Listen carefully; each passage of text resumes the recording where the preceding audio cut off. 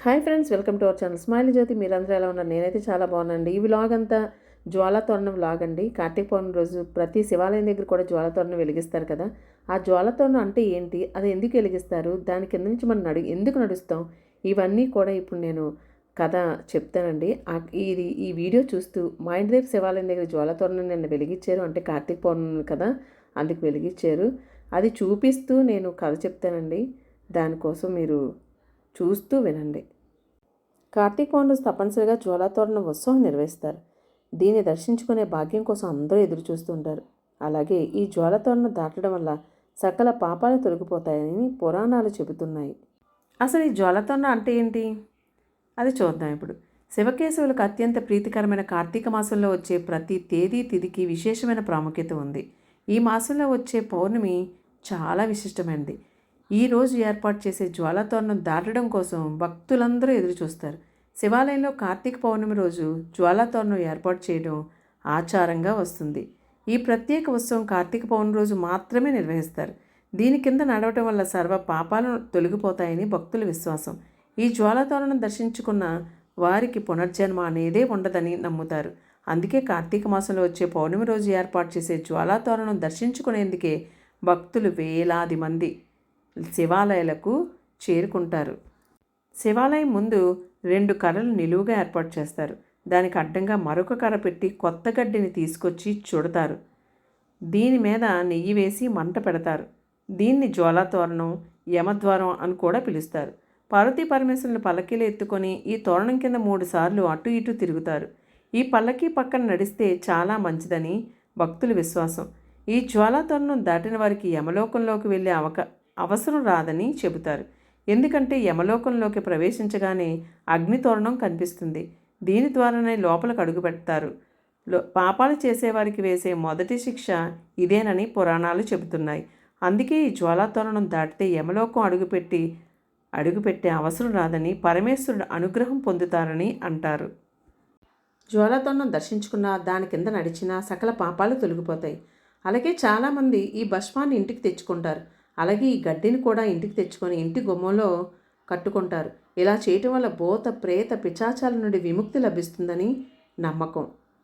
ఎటువంటి ఇబ్బందులు రాకుండా కాపాడుతుందని నమ్ముతారన్నమాట. కార్తీక పౌర్ణమి రోజు ఎవరైతే జ్వాలాతోరణం 3 సార్లు దాటుతారో వారికి శివయ్య అనుగ్రహం లభిస్తుందని భక్తుల విశ్వాసం. జ్వాలాతోరణం వెనుక అసలు ఏంటి కథ అని ఇప్పుడు తెలుసుకుందాం. జ్వాలాతోరణం ఏర్పాటు చేయడం వెనుక పురాణ కథ ఒకటి ప్రాచుర్యంలో ఉంది. క్షీరసాగర మదనంలో దేవతలు రాక్షసులు అమృతం కోసం చిలికినప్పుడు ముందుగా హలాహలం బయటికి వస్తుంది. అది చాలా విషపూరితమైనది, వినాశనాన్ని సృష్టిస్తుంది. దీంతో దాని నుండి కాపాడమని దేవతలు పరమేశ్వరుని శరణు వేడుకుంటారు. అప్పుడు శివుడు ఆ విషాన్ని తాగి తన గరళంలో ఉంచుకున్నారు. అది చూసి భయపడిపోయిన పార్వతీదేవి విషం వల్ల తన భర్తకు ఎటువంటి హాని కలగకూడదని భావించి నివారణ కోసం జ్వాల కింద నుండి దూరి పెడతానని మొక్కుకుంది. అలా పార్వతీదేవి చేయటం వల్ల శివుడికి విషం వల్ల ఎటువంటి ప్రమాదం జరగలేదు. అప్పటి నుండి ప్రతి సంవత్సరం దీన్ని జ్వాలాతోరణంగా భావించి దాటడం ఆనవాయితీగా వస్తుంది. ఓం నమ శివాయ. ఇక్కడ ఒక చిన్న విశేషం చెప్పడం కూడా అవసరం.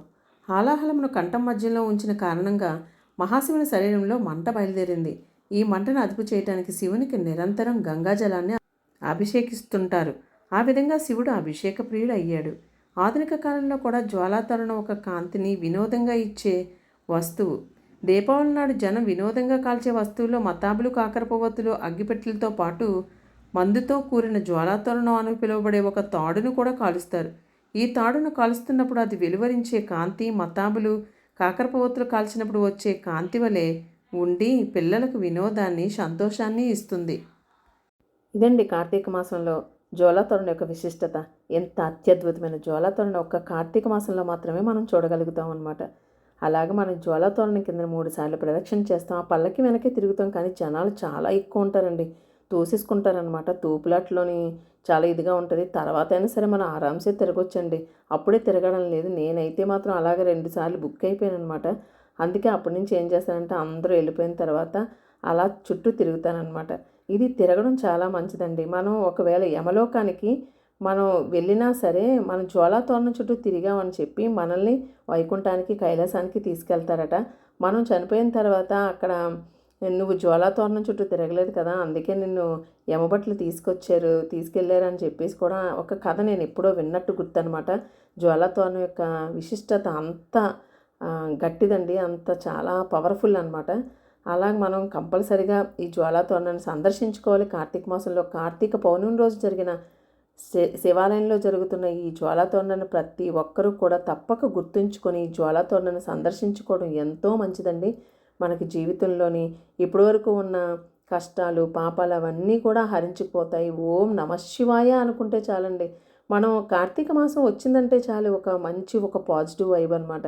అంటే అందరూ కూడా ఉదయం లేచి తెల్లారలేసి స్నానాలు చేసి పూజలు చేసుకొని శివాలయంకి వెళ్ళి అభిషేకాలు చూసుకొని దీపాలు వెలిగించుకొని అలా ఇంటికి వచ్చి ప్రశాంతంగా ఒక పురాణము, విష్ణు సహస్రనామాలు, కార్తీక పురాణం ఇలాంటివన్నీ చదువుకుంటే ఒక మంచి వైబ్ అనమాట. ఒక ప్రశాంతత చాలా బాగుంటుందండి నిజంగా. అంటే ఈ నెల రోజులు కూడా అలాంటి ఆధ్యాత్మిక భావనలో మనం గడుపుతాము.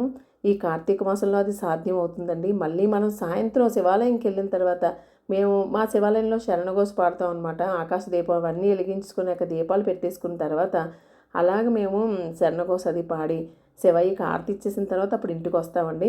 ఇలా ఎప్పుడు కూడా పూజలు చేయలేని వాళ్ళు కూడా ఈ కార్తీక మాసం వచ్చిందంటే ఏదో ఒక రోజు, ఒక ఏకాదశి, ఒక ద్వాదశి, లేకపోతే కార్తీక పౌర్ణమి, లేకపోతే పోలీసు వర్గం, ఇలాంటప్పుడైనా సరే గుడికి వచ్చి చక్కగా దీపాలు వెలిగించుకొని స్వయంపాకాలు అవన్నీ ఇచ్చుకొని చేస్తారు. ఎలాంటి పూజ చేయలేని వాళ్ళైనా సరే అలా చేస్తారండి. నేను కూడా అంతేనండి.